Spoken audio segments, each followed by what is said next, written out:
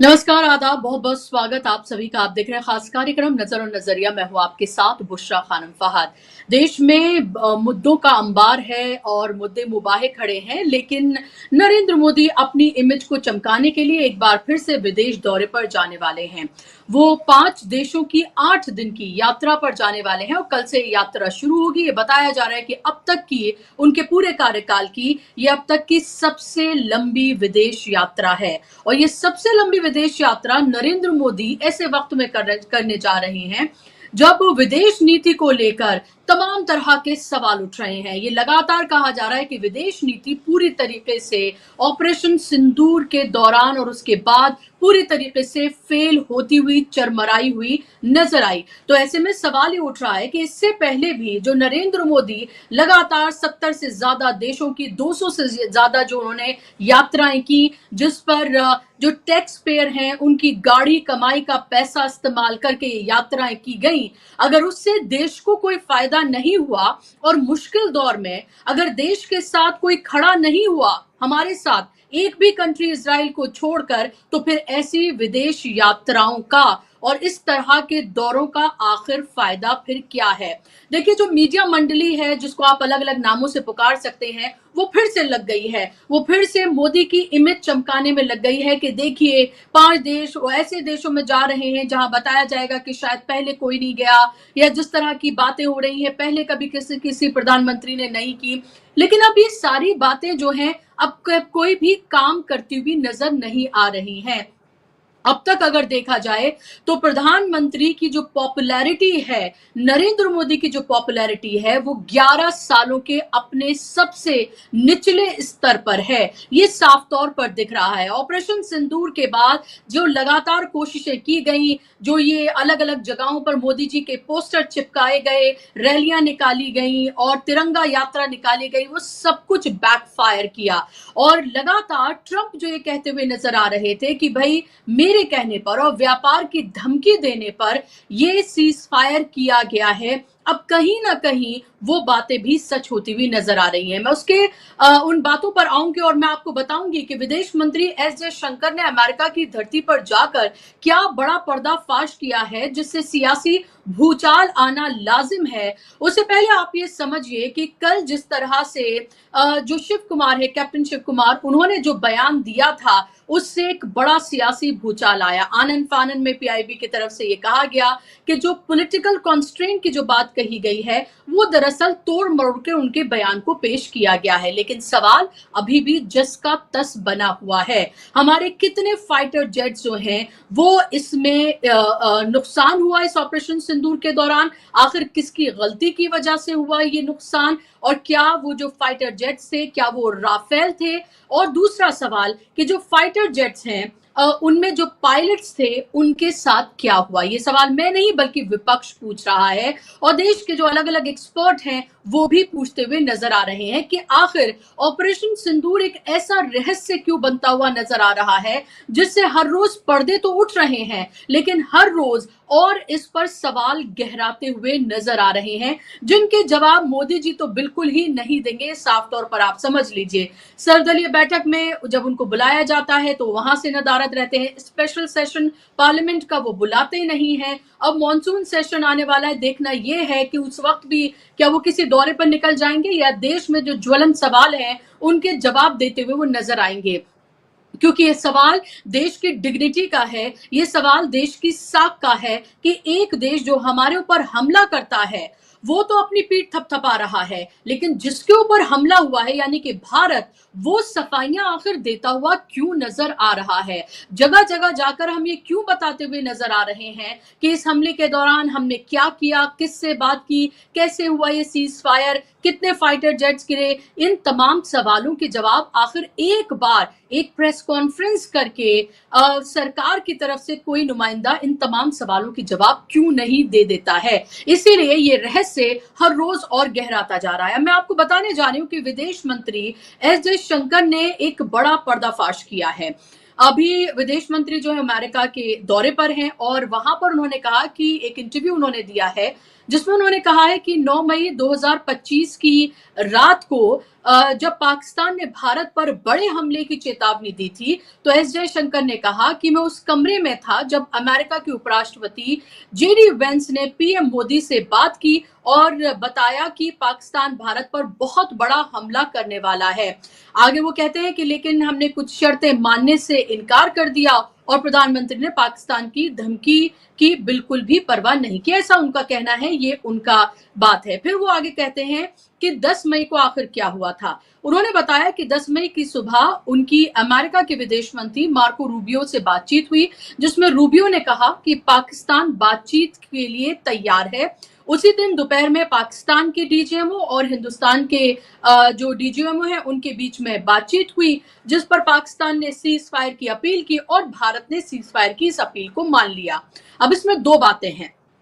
एक तो ये कि पाकिस्तान बातचीत के लिए तैयार हो गया। आप इस लाइन को समझिए। जिस देश की तरफ से आतंकी हमला हुआ, जिसमें निर्दोष भारतीयों की जान गई, जिसको आप नरसंहार भी कह सकते हैं, उसमें पाकिस्तान बातचीत के लिए तैयार हो गया। वो क्यों बातचीत के लिए तैयार होगा? ये लाइन तो भारत को कहनी चाहिए थी। दूसरी बात कि डीजीएमओ रिक्वेस्ट करते हैं भारत के डीजीएमओ से और उसके बाद सीज फायर हो जाता है। तीसरी बात, जो ट्रंप लगातार दावा कर रहे हैं कि उनके इंटरवेंशन से ही ये सीज फायर हुआ है, वो तो ये कह रहे हैं कि व्यापार की धमकी से, वो बात इसमें सिद्ध होती हुई नजर आ रही है। क्योंकि अगर यहाँ पर वाइस प्रेसिडेंट अमेरिका के और विदेश मंत्री अमेरिका के, उनकी अगर बात होती है प्रधानमंत्री से, एस जयशंकर इसको कबूल कर रहे हैं, यानी कि सीधे तौर पर अमेरिका के इंटरवेंशन, ट्रंप के इंटरवेंशन के बाद ही ये सीज फायर हुआ है। अब उसमें अंदर खाने क्या बात हुई है, किस तरह से हुई है, जाहिर सी बात है बहुत संभलते हुए यहाँ पर एस जयशंकर अपनी बातों को कहते हुए नजर आ रहे हैं। क्योंकि पिछली बार आपको याद होगा कि उन्होंने ये कहा था कि हमले से पहले उन्होंने पाकिस्तान को बताया था, वहां की सेना को बताया था कि हम हमला करने जा रहे हैं।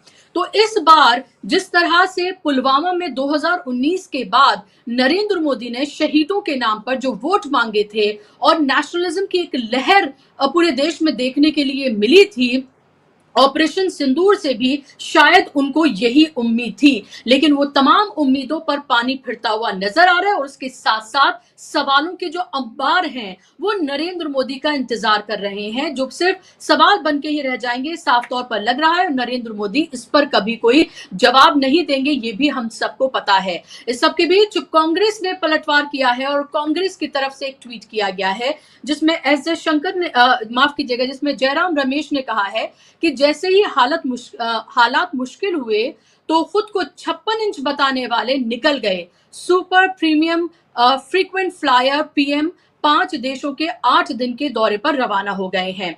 वो कम से कम 4 ऐसे मुद्दों से भाग रहे हैं जो इस समय देश को झकझोर रहे हैं, जिसमें उन्होंने मणिपुर की बात की है, जिसमें उन्होंने रक्षा अधिकारियों और द्वारा किया गया खुलासे की उन्होंने बात की है, उन्होंने राष्ट्रपति ट्रंप द्वारा बार बार जो दावे किए जा रहे हैं उनकी उन्होंने बात की है, और उन्होंने ये कहा है कि पहलगाम के आतंकियों को 70 दिन बाद भी पकड़ने में नाकाम ये सरकार जो है साबित हुई है। ये उन्होंने बातें यहाँ पर कही है। सवाल यही उठ रहा है कि एक तरफ विदेश नीति पूरी तरीके से फेल और चरमराई हुई नजर आ रही है, और इस बीच मोदी जी के विदेश जो यात्राएं हैं वो थमने का नाम नहीं ले रही हैं। लगातार आप ये देखिए कि अमेरिका जिस तरह से आंखें दिखा रहा है, वो लगातार जो व्यापार के जरिए धमकी दे रहा है, और अब ये भी कहा जा रहा है कि कोई डील भारत और अमेरिका के बीच में लगभग फाइनल स्टेज पर पहुंच गई है। तो ये डील आखिर क्या है? हिंदुस्तान से, यहाँ के लोगों से आखिर क्या छिपाया जा रहा है? आखिर किस तरह से इतनी पर्देदारी, इतना राज एक लोकतंत्र में क्यों रखा जा रहा है? ये लगातार सवाल जो हैं वो जस के तस बने हुए हैं। आज इसी पर हम चर्चा करेंगे, इसी पर बात करेंगे। उस पर बात करने के लिए मेरे साथ 2 खास मेहमान जुड़ गए। स्क्रीन पर दोनों मेहमानों को आप ले आइए ताकि चर्चा का हम आगाज करें और इस पर हम बात करें कि आखिर किस तरफ ये पूरा मामला जाता हुआ नजर आ रहा है। मैं टीम से कहूंगी कि मेहमानों को स्क्रीन पर लेकर आए ताकि हम चर्चा का आगाज करें। 2 खास मेहमानों को आप फिलहाल देख सकते हैं। मेरे साथ फॉरेन मामलों के एक्सपर्ट, मिडिल ईस्ट और वेस्ट एशिया मामलों के एक्सपर्ट अमरीश मिश्रा जी मेरे साथ जुड़ गए हैं। अमरीश जी, स्वागत आपका कार्यक्रम में। मेरे साथ सीनियर जर्नलिस्ट और फॉरेन मामलों के जानकार ओमकारेश्वर पांडे जी भी मेरे साथ जुड़ गए हैं। ओमकारेश्वर जी, बहुत बहुत स्वागत आपका कार्यक्रम में। शुरुआत अमरीश जी आपसे मैं करना चाहूंगी, ये सब जो बयान एस जयशंकर दे रहे हैं और अमेरिका की तरफ से, ट्रंप की तरफ से जो लगातार बयान दिए जा रहे हैं, सवाल ये उठ रहा है कि एक तरफ विदेश नीति पूरी तरीके से फेल है। आप अब तक की सबसे लंबी यात्रा पर मोदी जी निकल रहे हैं, उससे हासिल क्या हो रहा है देश को कभी पता नहीं चलेगा। दूसरी तरफ विदेश मंत्री जिस तरह के बयान दे रहे हैं अमेरिका में बैठकर, आखिर सवाल ये उठ रहा है कि देश के साथ किस तरह का खिलवाड़ किया जा रहा है। इतने राज क्यों रखे जा रहे हैं, क्यों नहीं बताया जा रहा कितने फाइटर जेट्स गिरे, क्या उसमें पायलट्स का कोई नुकसान हुआ, क्या वो राफेल थे, और आखिर इस पर आगे क्या कदम उठाया जा रहा है। देखिए, मैं अभी गांव से आ रहा हूँ, बहराइच और बाराबंकी, और मैं ये देख रहा हूँ कि जो मूड लोगों का है, और हिंदू जनता की बात कर रहा हूँ, हिंदू किसान जनता की, और उसमें आप सोचिए कि किसान ये पूछ रहा है कि एक तो मैं आपको थोड़ा सा उसका एक एग्जाम्पल दूं, क्योंकि फिर मैं मेन बात पे आऊंगा। किसान ये कह रहा है कि ये ईरान ने जो किया सही किया। अब आप सोचिए, किसान ये कह रहा है, हिंदू किसान, भाजपा का वोटर कह रहा है कि ईरान ने जो किया सही किया, 2 थप्पड़ लगाया। बल्कि वो एग्जाम्पल देते हैं कि अगर कोई ज्यादा पावरफुल आदमी हमको 4 थप्पड़ मारे लेकिन हम 2 लगा दें तो उतना बहुत है। तो ईरान को अप्रिशिएट कर रहे हैं लोग, और इधर इनके साथ पूरी कोशिश हुई इनकी कि इजराइल को, ये पूरा इजराइल ईरान वॉर के दौरान ये इजराइल के पक्ष में माहौल बनाया जाए। सोशल मीडिया पे पूरी कोशिश हुई, लेकिन उसका नतीजा कुछ नहीं निकला। मतलब ऑपरेशन सिंदूर से जब से सवाल यहाँ पर हिंदू जनता ने खास तौर पे उठाना शुरू किया है, मैं खास कॉन्टेक्स्ट में हिंदू जनता कह रहा हूँ, आप समझ रही होंगी, जो उसने सवाल उठाना शुरू किया कि अमेरिका के आगे ये सरेंडर हुए, फिर कह रहे हैं कि ईरान सरेंडर नहीं हुआ। ये देखिए, लगातार मोदी का ग्राफ गिरता जा रहा है। और ये जो इन्होंने जो जकार्ता में जो मेरे ख्याल से नौसेना के थे कि वायुसेना के जो अधिकारी, जिन्होंने ये खुलासा किया कि पॉलिटिकल कंस्ट्रेंट हमारे पीछे। अब इस पॉलिटिकल कंस्ट्रेंट को समझा जाए। पॉलिटिकल कंस्ट्रेंट का मतलब क्या? अब इसमें देखिए 2 चीजें। सबसे महत्वपूर्ण बात यह है कि इंडियन नेवी या एयरफोर्स, इंडियन आर्म्ड फोर्सेस से यह कहा गया कि तुम आतंकी हमलों, आतंकी ठिकानों पे तो हमला करो, लेकिन पाकिस्तान के एयर डिफेंस पे हमला मत करो। अब ये और ये बात देखिए खुल गई, जबकि वहां पर जकार्ता से आए, और इसको बहुत सारे और लोगों ने एक्सपैंड भी किया। अब एयर डिफेंस पे हमला ना करो, आतंकवादी ठिकानों पे हमला करो। तो आतंकवादी ठिकाने ऐसे भी नहीं था कि कोई नो मैन्स लैंड में थे। आतंकवादी ठिकाने एक देश में थे जिसकी अपनी टेरिटरी है, जो देश यूएनओ रिकॉग्नाइज करता है सब कुछ। तो उस देश, और जो भारत भी रिकॉग्नाइज करता है, उसकी एम्बेसी यहां पर है। तो आप उसकी टेरिटरी पे हमला कर रहे थे, और आप ये सोच रहे थे कि वो जवाब नहीं देगा, और उसके एयर डिफेंस आपने नष्ट किए। ये तो बहुत ही चौंका देने वाली बात। ये तो ऐसी बात है, अभी तो ये बात नीचे तक नहीं गई। जब ये नीचे तक बात जाएगी तब क्या स्थिति होगी, तब क्या मंजर होगा। क्योंकि यहां तो ये भाई, लोग तो सोच रहे थे पीओके हम कब्जा कर लेंगे, ये कर लेंगे। वो अलग बात है कि भाई इसमें थल सेना इन्वॉल्व भी नहीं थी, पीओके कैसे कब्जा कर लें। लेकिन आप ही ने ये एक्सपेक्टेशन आपने जगाए, खुद बीजेपी के लोगों ने ये एक्सपेक्टेशन जगाए, तो उनको जवाब देना है। दूसरी बात, ये एयर डिफेंस पाकिस्तान के आपने न्यूट्रलाइज नहीं किए, उसके बाद आपने आतंकवादी ठिकानों पे हमला किया, फिर वहां से जवाब आया। अब ये देखिए, अब ये जो पूरा सीक्वेंस है कि वहां से जवाब आया, वहां आपके राफेल, कहीं ना कहीं ऐसा लग रहा है कि राफेल विमान गिरे। यहां तक बात आ रही है कि हालांकि मैं जो भारती जी हैं, जिन्होंने प्रेस कॉन्फ्रेंस में कहा कि हमारे पायलट सारे सेफ है, तो मैं उनकी बात को ब्रॉडली मानता हूं। लेकिन सेफ होने का यह मतलब नहीं है कि वो घायल नहीं हुए हों। ठीक है, कोई शहीद हुआ नहीं हुआ, ये आर्मी कह रही है, तो हम इसको मान रहे हैं, लेकिन कोई घायल भी तो हो सकता है। तो वो गवर्नमेंट का लैप्स था जिसकी वजह से घायल भी हुए और हमने अपने जहाज खोए। क्योंकि जो हमारे सीडीएस हैं, उन्होंने भी सिंगापुर में यही कहा था, उन्होंने भी तो यही कहा था ना कि लॉस तो हुआ है, लेकिन हम रिकवर कर गए। अब ये जो जयशंकर बात कर रहे हैं कि 9 जनवरी को बड़ा हमला पाकिस्तान करने जा रहा था, अब ये बड़ी एक अजीब सी रिडल है। कि 9 जनवरी की रात को तो ये 9 जनवरी को 9 जेडी मई वैन से बात कर रहे थे। हाँ 9 मई हाँ सॉरी सॉरी जी 9 मई 9 मई 9 मई जी को हाँ सॉरी हाँ 9 मई। तो 9 मई से ये जेडी वैन से बात कर रहे थे। 6-7 मई की रात में पूरा हमला शुरू हुआ। 9 मई से ये जेडी वैन मतलब 9 मई को ये जेडी वैन से बात कर रहे थे। 10 मई को ट्रंप का ट्वीट आ गया। अब ये 9 मई को क्या बात हो रही थी? 9 मई को जब बात हो रही थी तो ऑब्वियसली पहले से अमेरिका एंगेज था। ये तो क्लियर हो गया। ये तो जयशंकर की बातचीत से क्लियर है कि 9 मई को ये बात कर रहे थे और जेडी वैंस से कर रहे थे। तो इसमें तो अब कोई दो राय नहीं रही कि अमेरिका शुरू से नेगोशिएट कर रहा था। ऐसा नहीं था कि एकदम से अमेरिका ने पाकिस्तान की जो इंडिया के नैरेटिव था, पाकिस्तान की डीजीएमओ ने फोन किया इतने इतने बजे और उसके बाद इंडिया की डीजीएमओ ने उससे बात की। फिर ये हुआ कि नहीं सीज फायर कर दिया जाए। फिर उसके बाद ट्रंप का ट्वीट कहां से आ गया, उसको पर्दे के पीछे डाल दो। इंडिया का नैरेटिव यही कि हम की डीजीएमओ जी की 10 मई को बात हुई दोनों की और उससे सीज फायर हुआ और ट्रंप का भूल जाओ, उसको कोई जरूरत नहीं उसको ये सोचने की भी। अब ये जो पूरा नैरेटिव है तो भरभरा के गिर गया। 10 मई को जो इसका मतलब डीजीएमओ जो दो बात कर रहे थे, उसके अलावा 9 मई को आप अमेरिका से बात कर रहे थे। ये तो क्लियर हो गया।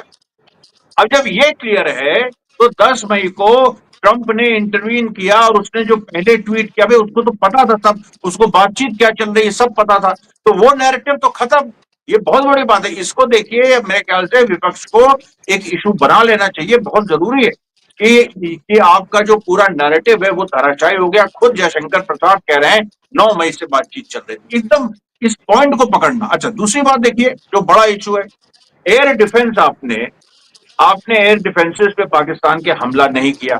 अब इसके पीछे बहुत सारे रक्षा विशेषज्ञों का ये भी मानना है कि हम्म ये एक लंबी कमजोरी भारत के की आर्मी की रही है 90 से, स्पेशली जब से न्यूक्लियर टेस्ट हुआ है। अब न्यूक्लियर टेस्ट भी अटल बिहारी वाजपेयी जी की सरकार में हुआ। अब जब से न्यूक्लियर टेस्ट हुआ तब से इंडिया की जो ये डॉक्ट्रिन बन गई। पहले एक ये था कि भाई डिफेंसिव। अभी 2004 में एक आर्मी जनरल थे जिनकी कुछ बीजेपी सिंपैथीज थी, जिन्होंने फेंसिंग कर दी। अब फेंसिंग का मतलब ये होता है कि मतलब आप पाकिस्तानी पोजीशंस पे अटैक नहीं कर सकते। जबकि 90s में पहले न्यूक्लियर टेस्ट के पहले क्या होता था, भारत रेड करता था, भारत पाकिस्तानी पिकेट्स पे हमला करता था, पाकिस्तानी पिकेट्स भी यहाँ हमला करते थे। तो सीधे जाके वहां पर हमले की बात होती थी। जो इस तरह की मतलब तो ये जो कहते हैं बालाकोट हमने किया ये किया, भले ही एयर स्ट्राइक इन्होंने कुछ नहीं कर दी इन्होंने, लेकिन भारत कई बार पाकिस्तानी सीमा में घुस के उसने मारा है। और 90s के दौर में जो आतंकी ये स्थिति थी 95-96 में गुलमर्ग में Pakistani back terrorist machine gun लिए घूम रहे थे। बिल्कुल ये क्लियर था कि वो लोग टेक ओवर कर लेंगे, क्योंकि उनका ये कहना था हम श्रीनगर टेक ओवर कर लेंगे। ये सच्चाई है। 95 मैं तो उस समय था वहां, 95-96 की बात है। वो बिल्कुल गुलमर्ग तक आ गए थे जहां पर मतलब वो। तो अब वो उस स्थिति में भारत की सेना ने अंदर घुस घुस के मारा और मार मार के पीछे किया। और अब आपने हम्म जो न्यूक्लियर टेस्ट किया फिर आपके अंदर एक अजीब तरह की एक बात आई। ये थोड़ा एनालाइज करना एक प्रोग्राम में नहीं हुआ कि ये मेंटालिटी कहां से आ गई कि न्यूक्लियर वेपन्स है हमारे पास तो आतंकवाद अब हमको पाकिस्तान में घुस के मारने की जरूरत नहीं। और ये इधर कह रहे हैं कि घर में घुस के मार। अब देखिए विरोधाभास देखिए। और वो जो डॉक्ट्रिन है कि डिफेंस, अब इसमें देखिए अजीत डोवल का भी एक बयान और प्रधानमंत्री का खुद का 2014 में चुने जाने के बाद उसी साल उन्होंने भाषण में ये भी कहा कि असली प्रॉब्लम टेररिज्म। और अभी भी वो कह रहे हैं कि असली प्रॉब्लम टेररिज्म है, वॉर नहीं है। मतलब आपको ये तीनों सेनाओं को ये जा रहा है मैसेज कि आप टेररिज्म से लड़ाई लड़िए। जो टेररिज्म को स्पॉन्सर कर रहा है हमेशा भारत की लड़ाई उसके मतलब जब जो टेररिज्म को स्पॉन्सर कर रहा है उसके खिलाफ रही है और भारत ने उसी से कामयाबी हासिल की है। लेकिन ये डॉक्ट्रिन कब जी चेंज हो गई तो पता ही नहीं था देश को।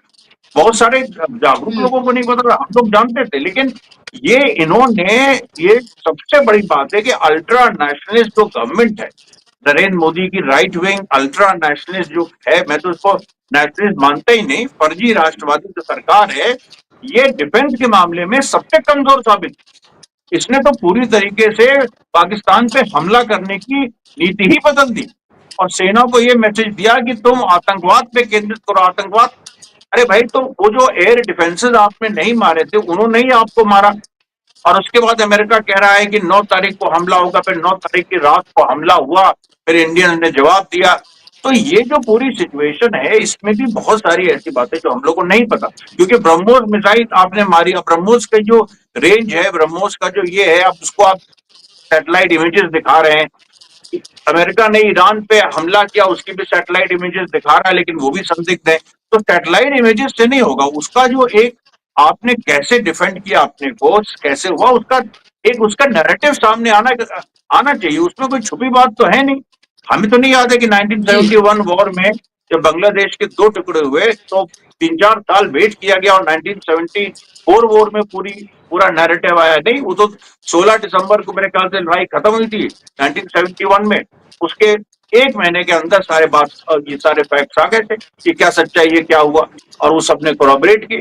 तो अब सवाल यहाँ पर यह है कि नरेंद्र मोदी रक्षा के सवाल पे इतना इतना ज्यादा कॉम्प्रोमाइज इन्होंने किया है चाइना के सामने। तो बकौल इनके एमपीज के जो बीजेपी के एमपी है सुब्रमण्यम स्वामी, 4,000 उससे के अंदर घुस के 4,000 वर्ग किलोमीटर अंदर घुस के चाइना ने कब्जा किया हुआ है। अरुणाचल प्रदेश में दावा ठोक दिया, वो भी उसके पीछे भी जो इन्होंने 370 हटाया, वो लीगल ग्राउंड चाइना ने ले लिया कि आपने तो यूनियन टेरिटरी बना दी, आपका जो करार था कश्मीर के राजा से वो खत्म हो गया। तो अब तो हम हमारा राइट है, अब तो हम बढ़ के इन एरियाज को क्लेम करें, आप हमसे लड़ो। और वो तो लड़ने को तैयार ही नहीं है नरेंद्र मोदी। उन्होंने कह दिया ना कोई आया ना कोई गया। और अब देखिए पाकिस्तान के बारे में ये आ रहा है कि इन्होंने कभी हमला ही नहीं किया था, इन्होंने एयर डिफेंस ही न्यूट्रलाइज नहीं किए। और अभी तक ये बात हो रही है कि नहीं, हमने तो जो दोबारा जवाबी हमला था जब पाकिस्तान ने किया, उसके बाद जवाबी हमला था, उसका हमने तहस नहस कर दिया, ये कर दिया, नूर खान बेस में मार दिया। अब ये सारी जो चीजें हैं, ये ऐसा लग रहा है कि कुछ डेस्परेशन में हुई। और डेस्परेशन में अगर हुई हैं तो फिर इसका क्या फॉल आउट डिफेंस और पॉलिटिकल लेवल पे हुआ है, ये भी समझने की जरूरत है। ये देखिए मेरे ओपनिंग को। जी जी, बिल्कुल। महत्वपूर्ण बात आपने कही है। ओंकारेश्वर जी, आप कैसे देख रहे हैं इस सबको? क्या आपको लग रहा है कि ऑपरेशन सिंदूर के बाद नरेंद्र मोदी की इमेज में एक इतना बड़ा डेंट लगा है, जिससे वो उभर भी नहीं पा रहे हैं? आप देख रहे होंगे कि एक तरह से नदारद भी नज़र आ रहे हैं वो सीन पे। फिर से विदेश यात्रा पर चले गए हैं। जिस विदेश नीति से कोई फ़ायदा ही नहीं हो रहा है, कोई देश आपके साथ खड़ा नहीं हुआ। आप 70 से ज़्यादा देशों की 200 से ज़्यादा यात्राएँ करने के लिए निकले। आप गए वहां पर, मोदी मोदी के आपने नारे लगवाए, या हिंदुस्तान के लोग ही जो वहां पर रहते हैं, करोड़ों रुपया आपने खर्च किया, लेकिन उसका फायदा क्या हुआ? फिर विपक्ष ये कहता है कि सिर्फ आप अडानी के लिए वहां पर जा रहे हैं, अडानी की डीलें करवाने के लिए जा रहे हैं, और अमेरिका के सामने भी इसलिए झुके हुए हैं आप क्योंकि वहां पर भी अडानी के जो है वो स्टेक लगे हुए हैं। लेकिन इस सब के बीच क्या देश की अस्मिता से क्या कॉम्प्रोमाइज किया जा रहा है? ये साफ तौर पर दिख रहा है। अगर आप ये सोचें कि एक ऐसी सरकार जिसके सामने कोई मुंह नहीं खोलता है, पहले सीडीएस अपनी बात को रखें, फिर जो नेवल ऑफिसर है वो इन बातों को कहें, और फिर उसके बाद सरकार की तरफ से वही घिसापटी बात कि एक तोड़ मरोड़ कर पेश किया जा रहा है, ये तमाम चीजें की जा रही हैं। इतने राज क्यों रखे जा रहे हैं?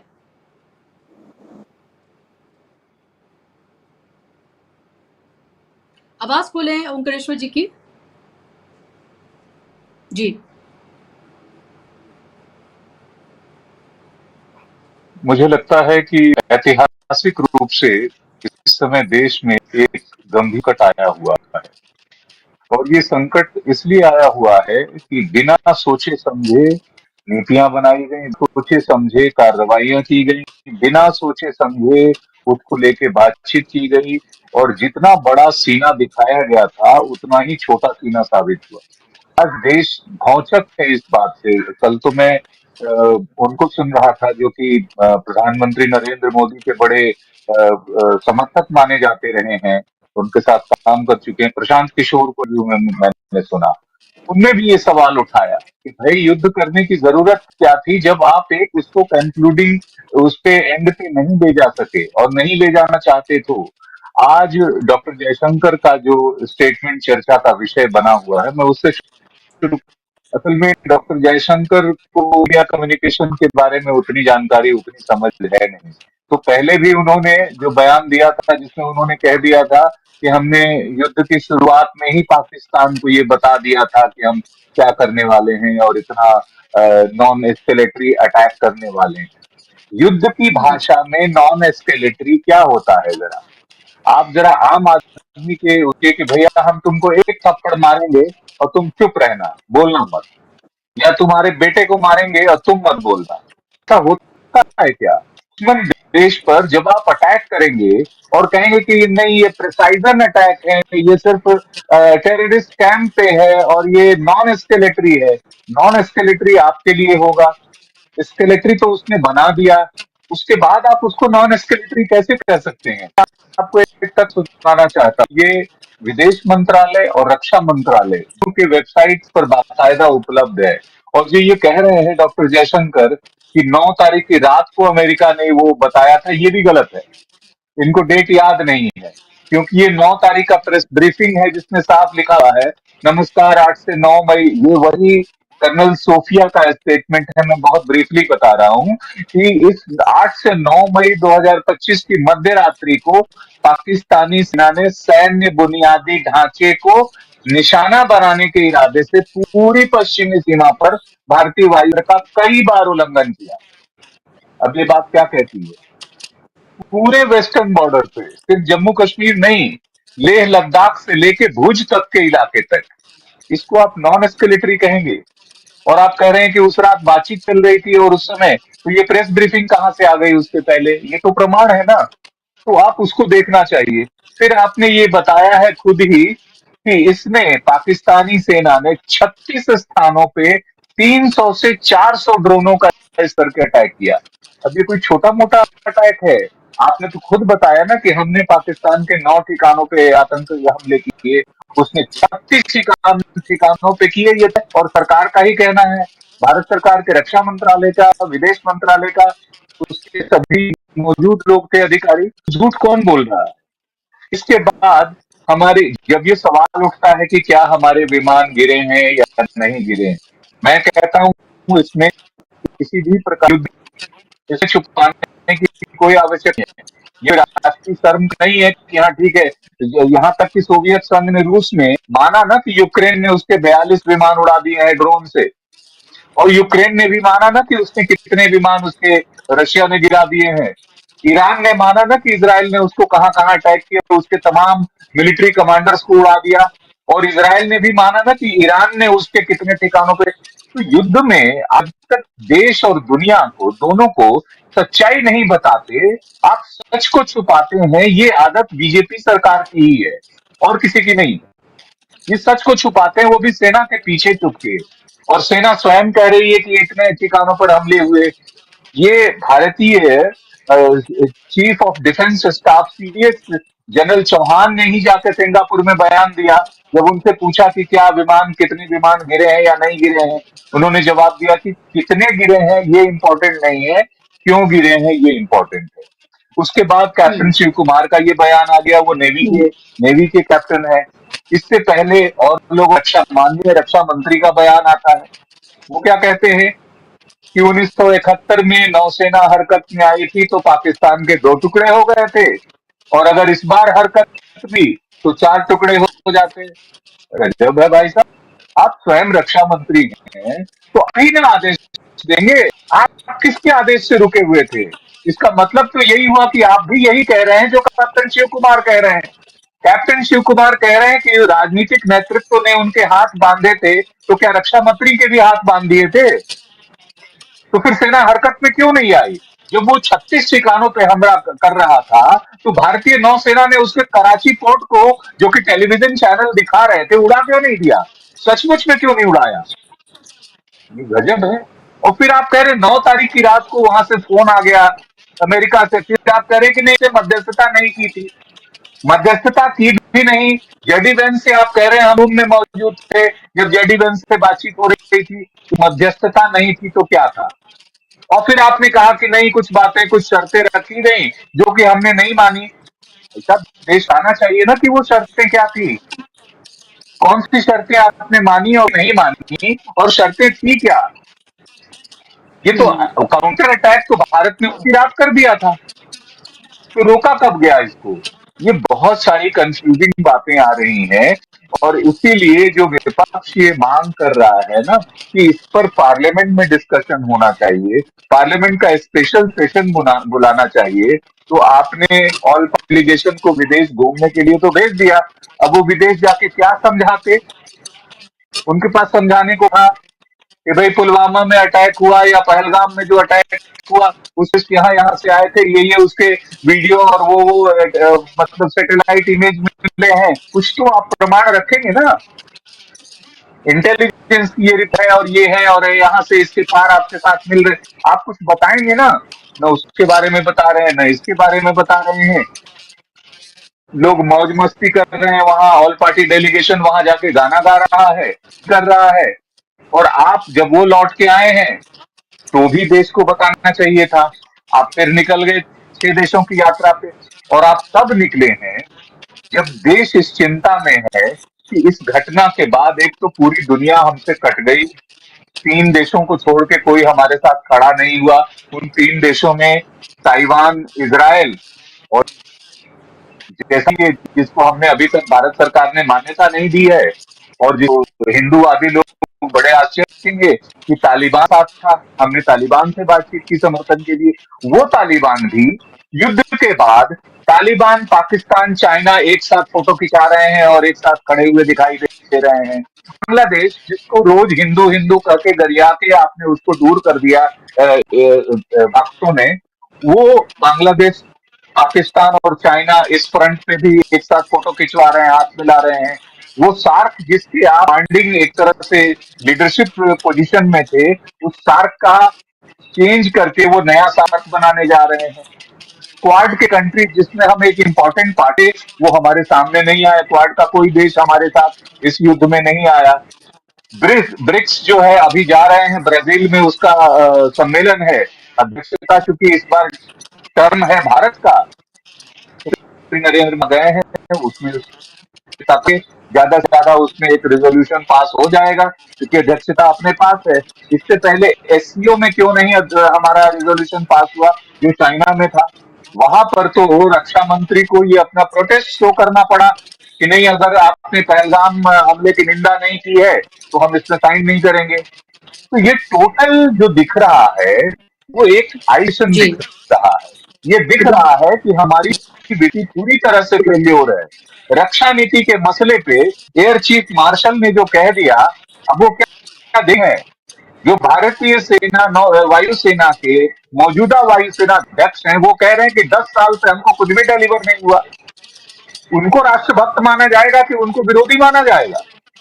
क्या वो लेफ्ट लिब्रांडो गैंग के सदस्य हो गए हैं? जिस भाषा में आप बात करते हैं, जो भी सच है उसको आप इसी भाषा में एड्रेस करते हैं। आपको लगता है कि या तो ये कांग्रेस से जुड़ा होगा, या लेफ्ट से जुड़ा होगा, या वहां का होगा, लुटियन जोन से होगा। महोदय, इसी देश के सभी नागरिक और इसी राष्ट्र के नागरिक, इसी राष्ट्र के लिए जीते हैं, मरते हैं, लिखते हैं, बोलते हैं और काम करते हैं। अब वो ये जो सवाल उठा कि 10 साल से उनको वो आर्मामेंट्स नहीं मिले वायुसेना को जो मिलने चाहिए थे, तो आप उन पे सवाल उठाएंगे, पीडीएस पे सवाल उठाएंगे, रक्षा मंत्री पे सवाल उठाएंगे, या फिर इस कैप्टन शिव कुमार पे सवाल उठाएंगे, या खुद से पूछेंगे कि हमने ऐसी कौन सी गलती की जिसकी वजह से ये हुआ है? और अगर गलती हो गई तो उसको स्वीकार करने में क्या बुराई है? बैठ के पार्लियामेंट में डिस्कशन कीजिए कि हमने ये सोचा था, हमने ये समझा था, इसके उल्टा हुआ है, हम इसको फिर से रेक्टिफाई करना चाह रहे हैं, इसको ठीक करना चाहते हैं। डिस्कशन से तो भला ही होगा ना, तभी पॉइंट्स निकल के आएंगे। लेकिन आप चले गए विदेश की यात्रा पे, वो भी उनकी यात्रा पे। आप अभी सराउंड हमारे दोस्त और हमारे पड़ोस में हैं। जो दुश्मन उनको दोस्त बनाना है, और जो दोस्त हैं उनको और गहरे दोस्त बनाना है। तो हमने तो पड़ोस को दुश्मन बना लिया, और अब वहां अफ्रीकन कंट्रीज में जाके अर्जेंटीना, घाना के साथ रिलेशन बहुत अच्छे हो भी जाएंगे तो ज्यादा से ज्यादा थोड़ा वेट कर लेंगे। आपके मुश्किल के दिनों में वो थोड़ी बताएंगे आपको। ये बिल्कुल। बहुत आश्चर्य का विषय है, और मुझे लगता है कि कृषि दलों को इस पे अपने अपने पार्टीगत राजनीति से ऊपर उठ के, दलगत राजनीति से ऊपर उठ के राष्ट्र के लिए विचार विमर्श करना चाहिए। कम से कम आने वाले पार्लियामेंट सेशन में इस पर चर्चा होगी, इसमें मुझे कोई बिल्कुल, इस पर एक रणनीति जो है वो बनानी चाहिए। आप ये देखिए कि अब जब ऑफिसर आके, आर्मी ऑफिसर आके ये बात कहे, नेवल ऑफिसर, उससे पहले सीटीएस, वही बात जब राहुल गांधी ने कही थी तो कहा था कि देखिए सबूत गैंग जो है वो फिर से उठ खड़ा हुआ है, देखिए फिर से सबूत मांग रहे हैं, इनको यकीन नहीं है, ये फिर से वो ये बता रहे हैं कि कितने जेट गिरे हैं, ये पाकिस्तान की भाषा बोल रहे हैं, ये चीन की भाषा बोल रहे हैं, ये उसके एजेंट हैं, ये देशद्रोही हैं, ये आतंकवादियों के साथ खड़े होते हैं।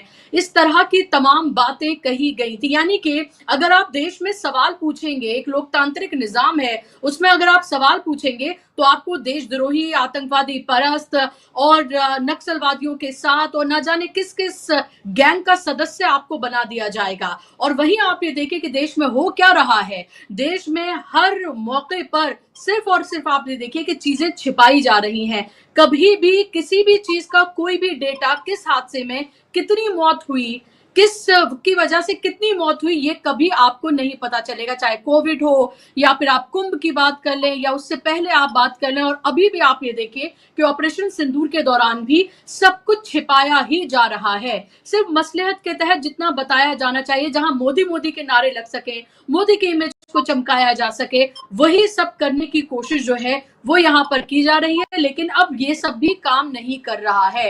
यही वजह है, कभी जातिगत जनगणना की बात लेकर आ जाते हैं, उससे भी नहीं हुआ तो एनपीआर लेकर आ रहे हैं चोर दरवाजे से। यानी कि पूरी तरीके से घबराहट जो है वो साफ तौर पर दिख रही है। और ये भी आप देखिए कि अभी तक अध्यक्ष तक नहीं चुना गया है भारतीय जनता पार्टी का। यही अगर किसी और पार्टी में होता तो सोचिए आप क्या कुछ अब तक हो चुका होता। ये सवाल के साथ मैं ओमकारेश्वर जी आपके पास आऊंगी, क्योंकि मुझे पता है कि आपके पास इस तरह की खबरें जो है वो रहती हैं कि क्या कुछ बीजेपी के अंदर खाने फिलहाल चल रहा है अध्यक्ष पद को लेकर, कभी मिलेगा कभी नहीं मिलेगा, क्या आगे होगा और क्यों ऐसा हो रहा है, कि आरएसएस और बीजेपी में भी कोई टसल है, क्या मोदी के नेतृत्व कुछ करने की भी क्या कोई बात हो रही है, क्योंकि 75 साल के वो सितंबर में होने जा रही हैं। लेकिन इस सबके बीच अमरीश जी, ये विदेश नीति को भी हमें इस तरह से देखने की जरूरत है कि हम किस तरफ खड़े रहना चाहते हैं या किस तरफ दिखना चाहते हैं। क्या हम सांप्रदायिक ध्रुवीकरण की राजनीति में इतने अंधे हैं, या फिर हम डोमेस्टिक पॉलिटिक्स को में कितना हमें गेन हो जाए, इसकी वजह से हम उन देशों के साथ खड़ा नहीं होना चाहते हैं जहां से हमें असल फायदा है। लेकिन जहां हिंदू मुसलमान का कार्ड खेल सके, आप उन देशों के साथ खड़ा होना चाहते हैं। मैं बात इजराइल की कर रही हूँ। लेकिन आप ये देखिए कि हमारे पड़ोसी आसपास के आप देखिए, उन सबसे हमारे रिश्ते किस तरह से खराब हैं। चाहे चाइना की हम बात कर लें, बांग्लादेश आप देख लीजिए, श्रीलंका से भी कुछ बहुत बेहतर नहीं है। नेपाल तक भी ऑपरेशन सिंदूर के दौरान हमारे साथ नहीं खड़ा हुआ था, डी एस्केलेशन की उसने बात की थी। और ऐसे वक्त में जब ये लग रहा है कि किसी भी वक्त वर्ल्ड वॉर 3 हो सकती है, ये अभी एक पॉज है ईरान इजराइल के बीच में, भारत का इसमें कोई रोल हमें नजर नहीं आया। तो आखिर किस तरफ जा रहा है हमारा देश? 145-46 करोड़ का ये देश है। हमेशा से हमारी एक मजबूत विदेश नीति रही है जो पूरी तरीके से फेल होती हुई नजर आई, और अभी भी नहीं पता है कि हम क्या चाहते हैं। देखिए, इसमें क्या है, मैं आपको एक खुलासा करना चाहता हूं। एक तो देखिए, जो एक बात ये मान लीजिए कि इंडिया जो है वो इजराइल अमेरिकन कैंप में है। ऊपर से वो कुछ भी कहें, ऊपर से वो अपना कहें कि नहीं अभी हम लचीले हैं और अभी हम ईरान से भी हमने दोस्ती रखी है और रशिया से भी है, चाइना से भी है, ठीक है, वो सब अपना चलता रहेगा। लेकिन अंतर वस्तु ये है कि ये अमेरिका इजराइल कैंप में चलेगा। अब अमेरिका इजराइल ने इनके लिए इंडो पाक रिलेशन के बारे में क्या क्या रोड मैप रखा है, वो अमेरिका इजराइल ने ये रोड मैप रखा है कि पाकिस्तान को तोड़ना है।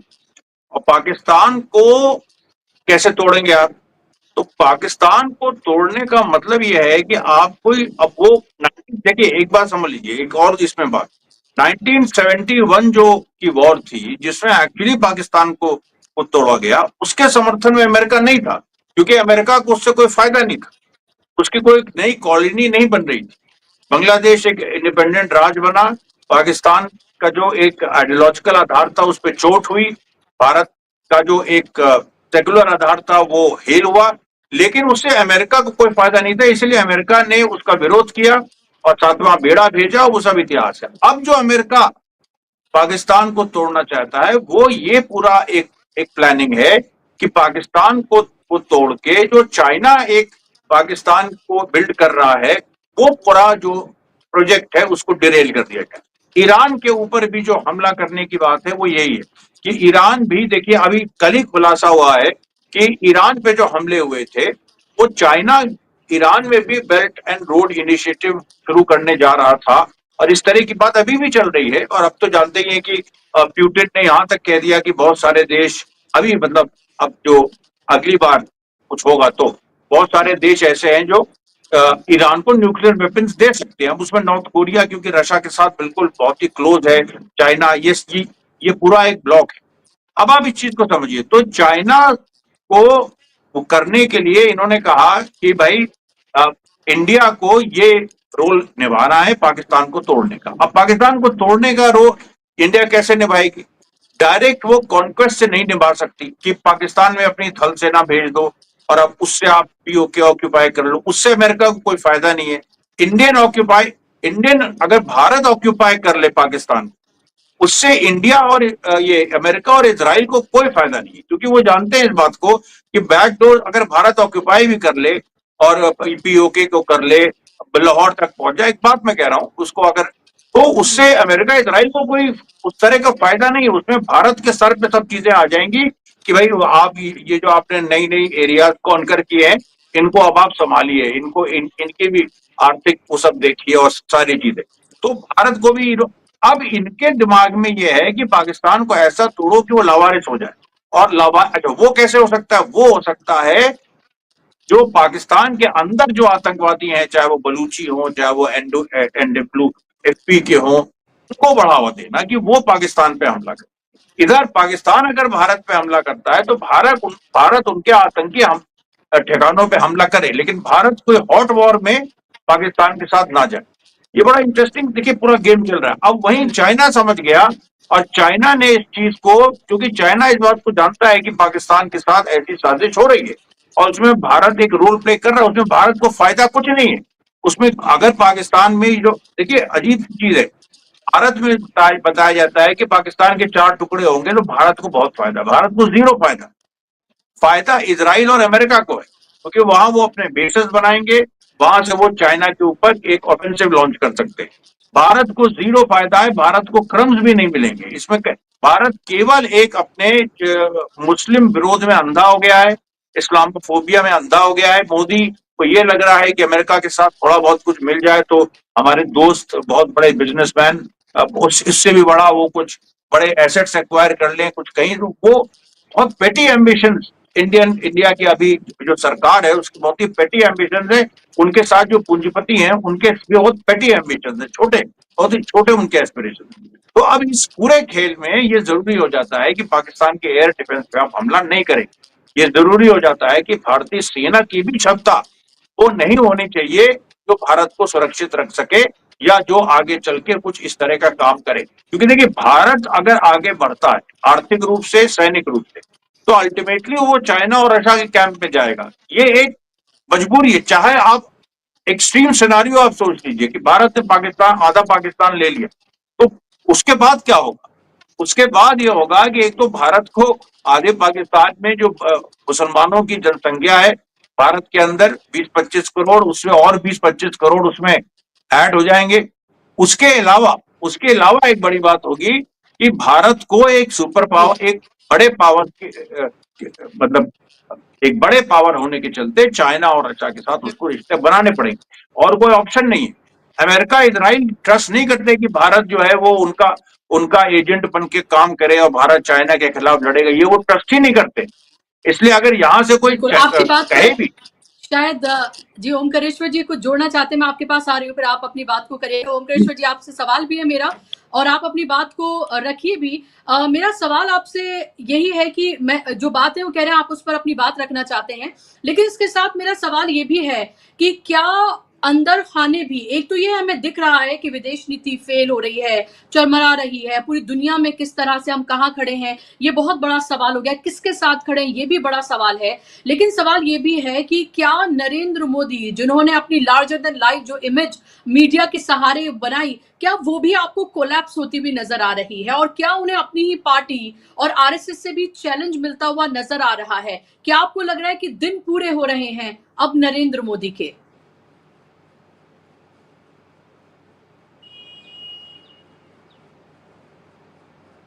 जी। पहली बात तो जो अमरीश जी ने कहा ये उनके अपने विचार हैं। कुछ विचार हाइपोथेटिकल भी होते हैं और कुछ जो है लॉन्ग टर्म में उसकी सत्यता साबित होती है, इसलिए मैं उन विचारों पे कुछ खास टिप्पणी नहीं करना चाहता। लेकिन ये बताना चाहता हूं कि विजिबल तरीके से पाकिस्तान के साथ अमेरिका तब भी था 1971 में वॉर में, और उसके बाद चाहे वो 99 का वॉर रहा हो या फिर अभी जो हमारा ऑपरेशन सिंदूर रहा। और इस दरमियान स्पेशली 9/11 के बाद से पाकिस्तान को अपना जो आतंकवाद के विरोध में एक फ्रंट पार्टनर है, और तब से आज तक $20 बिलियन से ज्यादा पाकिस्तान को सहायता अमेरिका की तरफ से दी गई। पाकिस्तान में अमेरिका के सैनिक हैं उसके, और जिसको वो अब चाइना पर कंटेन करने के लिए या जो कुछ भी है वो रख रहा है। ये कहना जी। कि वो उसको तोड़ना चाहता है तो उसको भारत को सपोर्ट करना चाहिए था, लेकिन इस बार कम से कम उसके तोड़ने की कार्रवाई, एक तो मैं देखता हूं कि न सिर्फ इंडो पाकिस्तान रीजन में या एशिया पैसिफिक रीजन में बल्कि वेस्ट एशिया में भी अमेरिका ने बहुत सी गलतियां की हैं, और जिसका वो खामियाजा भुगतता रहा है। वो चाहे अभी जो ईरान इजराइल में टसल हुआ, और उस समय जो आप देखेंगे इराक में जो कुछ हुआ, इराक की गलती को तो पूरी दुनिया ने देखा कि आपने कहा कि वहां वेपन ऑफ मास डिस्ट्रक्शन है, WMD है, और वहां पे जैविक रासायनिक हथियार हैं, वहां कुछ नहीं मिला। तो ऐसी कई गलतियां, उसके बाद वहां कौन शासन करेगा, सत्ता कैसे रहे, वहां के किस अंडर से क्या रिलेशन है, किसको वो करना है, इस पे कंफ्यूजिंग जो है पॉलिसी अमेरिका की रही है। तो इस बारे में हम बहुत ज्यादा नहीं कह सकते। अभी जो विजिबल है, उस विजिबल हम्म। में हम अगर क्वाड के पार्ट थे हम, उस स्क्वाड में जो ऑस्ट्रेलिया, जापान, अदर कंट्रीज इसमें शामिल थे, हमारे साथ कोई खड़ा नहीं हुआ। और अगर चाइना को कंटेन करना होगा तो भारत अमेरिका के लिए ज्यादा बड़ा पार्टनर और ज्यादा इफेक्टिव पार्टनर साबित होगा रादर देन पाकिस्तान। लेकिन सच क्या है? सच ये है कि वो पाकिस्तान के आर्मी चीफ जनरल मुनीर को नाश्ते पे बुलाता है, फिर कहता है कि आप भी आ जाइए। ये तो अच्छा हुआ कि प्रधानमंत्री मोदी उस पर नहीं गए, वरना ये अच्छा तमाशा प्रेसिडेंट ट्रंप करने वाले थे। दोनों को एक साथ बिठा के फोटो खिंचवाते, पूरी दुनिया को दिखाते, देखो हमने दोस्ती करा दी, हमने हाथ मिला दिया, देखो हमने सिया। इस चीज से वो बच गए, परंतु नहीं जाके उससे भारत की लाज बची। तो जो कुछ भी हो रहा है, जो कुछ भी हुआ है, वह सब कुछ, ये कहना कि हम किसी कैंप चले जाएंगे, हम 71 में भी किसी के कैंप में नहीं थे। 1950 के बाद से, वांडुंग कॉन्फ्रेंस के बाद से 1956 के, भारत एक निरपेक्ष गुटनिरपेक्ष देश बना रहा है, नॉन अलाइनमेंट मूवमेंट का लीडर रहा है। और आज पूरी दुनिया इसी नॉन अलाइनमेंट मूवमेंट के रास्ते पर चल आ पड़ी है। जब ट्रंप ने पूरे यूरोप को हड़काया तो नाटो एक तरह से अलग हो गया। अब वहां यूरोपियन यूनियन, यूरोपियन कमीशन अपना फंड कर रहा है, अपनी सेना अलग बना रहा है, वो नाटो से वर्चुअली अलग हो चुका है, ब्रिटेन अलग हो चुका है। तो पूरी दुनिया में कई गुट बन रहे हैं। अभी इसे में ईरान, रशिया और चाइना तीनों ने मिलकर एक डिफेंस पैक्ट किया है। ये पहले बातें होती थी कि जिसको ब्रिक्स कह के बनाया गया है, इसकी बुनियाद इसी तौर पे पड़ी थी कि अमेरिका जो है वो एक छत्र उसका शासन कर सकता। अब बहुध्रुवीय दुनिया बन रही है, मल्टीपोलर। उस मल्टीपोलर वर्ल्ड का कॉन्सेप्ट कहीं ना कहीं उस नेहरू के बंडुंग कॉन्फ्रेंस से आता जिसमें वो गुट निरपेक्षता की बात करते हैं। आज भी भारत के लिए सब बेहतर तरीका ये, जिस समय रशिया ने हमारी मदद फिजिकली आके मदद की थी अपनी नौसेना को उतार के, उस समय भी हम रशिया के कैंप में नहीं थे। अमेरिका के हम इस बार चले गए हैं, और इस बार इतनी बुरी तरह चले गए कि हम उससे ट्रेड डील उसकी शर्तों पे कर रहे हैं। आज जिस एलन मस्क को हमने स्टार लिंक देने का किया है, क्योंकि भारत का सबसे सेंसिटिव आजकल डाटा और इंटरनेट होता है, वो आपने एलन मस्क को देने का क्यों किया? क्योंकि वो दोस्त, और आज ही की तारीख में ट्रंप ने उसको बोरिया बैगेज बांध के साउथ अफ्रीका जाने को कह दिया है। तो आप बताइए कि भारत का उससे क्या रिलेशन रहेगा? तो ये जो फैसले हमारे दबाव में लिए जा रहे हैं, ये हम अमेरिका के पिछलग्गू बन रहे हैं, ये गलत है। किसी भी देश का पिछलग्गू न बने। भारत की इतनी क्षमता है, 146 करोड़ लोगों का देश, चाहे मार्केट के हिसाब से, इकोनॉमी के हिसाब से, हमारी हजारों साल सभ्यता संस्कृति के हिसाब से, हमारे अलाइनमेंट मूवमेंट के, हमारे स्टैंड के हिसाब से, और हमारे महात्मा गांधी जैसे नेताओं के अहिंसा के आंदोलन के हिसाब से, जिसकी 100 देशों में यूनिवर्सिटीज में पढ़ा रही है, और दुनिया के तमाम देशों में मूर्तियां लगी हुई हैं, जहां पर राष्ट्राध्यक्ष जाके वहां पे माल लेते हैं। वो हमारी, हम राम से लेके, बुद्ध से लेके, महावीर से लेके, गुरु गोविंद से लेके, और जो हमारे इस्लामिक स्कॉलर्स, और जो मक्का शरीफ, और जो आपको पता ही होगा इस देश पे, वहां पूरा मदीना है, तो यहाँ पौआ मदीना है। और इस तरह का हमारा कल्चर रहा है। यहाँ कश्मीरियत के कल्चर में गंगा जमुनी तहजीब रही है, वो हिंदुस्तान का स्ट्रेंथ है। इन्होंने, अमरीश जी ने ठीक कहा कि इस्लामोफोबिया फैलाने की कोशिश एक वर्ग ने की, एक क्लास की, लेकिन इसी देश की जनता ने, हिंदुओं और मुसलमानों दोनों ने मिलके उसको जो है नकार दिया है। जम्मू कश्मीर में नकार दिया है। सारे कश्मीर के मुस्लिम उस पहलगाम के आतंक के खिलाफ खड़े हुए। वहां पे प्रयाग में, इलाहाबाद में, संगम की भूमि पे, जहाँ पे भटोगे का मजा था, वहां के मुसलमानों ने हिंदुओं को अपने घरों में आश्रय दिया है। हिंदुओं के जी धर्म बिल्कुल। पर मुसलमान खड़े होते हैं, और मुसलमानों के धर्म पर हिंदू खड़े हुए हैं। तो राजनीतिक दलों की, किसी भी राजनीतिक दल की, ये जो इस्लामोफोबिया फैलाने की रही है, इसमें नाकाम साबित हो चुकी है। और तभी शायद प्रधानमंत्री मोदी को भी सौगातें ईद भेजना पड़ा, मोदी भेजना पड़ा। शायद इसी वजह से आरएसएस चीफ मोहन भागवत कहना पड़ता है कि वो मुसलमान भी इस देश में भारतीय हैं, वो भी हिंदू हैं। ये उनको ये सारे के सारे नैरेटिव फेल हो। इस देश ने देख लिया है कि चाहे का मसला हो, चाहे वो डिफेंस का मसला हो, चाहे कोई अन्य मसला हो, विदेश नीति हो, मोदी हो चुकी है। चाहे वो जी विवेकानंद चले जाए, और चाहे वो अभी घाना, नामीबिया की यात्रा कर लें, सच से नहीं मुंह मोड़ सकते। इसके पार्लियामेंट में बैठे लोग बिल्कुल हैं, जाहिर बात सी को बात समझ है। चुके हैं, जवाब उनको देना पड़ेगा। जी। बिल्कुल, आपकी आवाज़ भी बीच में बहुत ज़्यादा ब्रेक हो रही है, इसलिए भी मुझे आपको थोड़ा रोकना पड़ रहा है ओंकारेश्वर जी। लेकिन वक़्त भी हो रहा है। लेकिन ये साफ तौर पर है कि जो नैरेटिव जो बिल्ड करने की कोशिश की, वो तमाम जो हैं, वो नरेंद्र मोदी के फेल होते हुए नज़र आ रहे हैं, ये साफ तौर पर दिख रहा है। एक कन्फ्यूज़न की पूरी स्थिति है कि आखिर वो किधर जाना चाहते हैं। ये भी साफ तौर पर है कि जो बात विपक्ष कहता रहा कि 400 पार अगर आए तो संविधान बदलेंगे। अब आप ये देखें कि जिस तरह के बयान खुद बीजेपी के नेताओं की तरफ से दिए जा रहे हैं, उनके मंत्री की तरफ से दिए जा रहे हैं, या आरएसएस की तरफ से दिए जा रहे हैं, वो साफ तौर पर ये बता रहा है कि ये प्लान था। जी कुछ ऐड कर रहे हैं जी। एक लास्ट लाइन ऐड करता हूँ। अभी फिर ये मसला उठाया गया है कि संविधान से समाजवाद और धर्मनिरपेक्षता, सोशलिज्म एंड सेक्युलर वर्ड को हटाना चाहिए। मैं देश को ये बताना चाहता हूँ, अपने दर्शकों को, कि भारतीय जनता पार्टी के अपने कॉन्स्टिट्यूशन में ये दोनों शब्द हैं। तो पहले तो पार्टी के अपने कॉन्स्टिट्यूशन को सुधार लें। अगर वो नहीं चाहते हैं सेकुलरिज्म हो, नहीं चाहते हैं सोशलिज्म हो, तो उनकी पार्टी के अपना कॉन्स्टिट्यूशन इसको क्यों अडॉप्ट किए हुए? तो ये दोधारी बातें क्यों करते हैं? इसी तरफ जनता को कुछ बताना है और करना कुछ और है। ये सबसे बड़ा, ये जो झूठ बोलना है ना, हर दिन, हर मुद्दे पे, हर बात पे, यह देश को अब भारी पड़ रहा है।